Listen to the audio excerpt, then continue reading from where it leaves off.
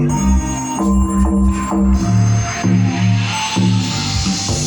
bạn ơi đông vòng trong mân hoan trong niềm vui khát mong, chân bước theo chân ta cùng nhau theo bước Giáng sinh, nào ta theo hướng đến nào đó Chúa Giáng sinh.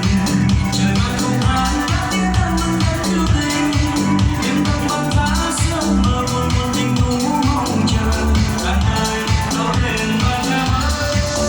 Này bạn ơi cùng nhau ta gieo bước nhân đông gieo bước hy vọng trong ân hoan trong niềm vui khát mong, chân bước theo chân ta cùng nhau theo bước Giáng sinh. Người ơi có biết Chúa sinh ra vì ta, làm sao được thành với nhau hơn ta, nhanh nhất ta đến tốt thơ bên kia chuông đã hiện giờ bình an gieo khắp thế gian. Này bạn ơi cùng nhau ta gieo bước đêm đông gieo bước hy vọng trong ân hoan trong niềm vui khát mong, chân bước theo chân ta cùng nhau sinh.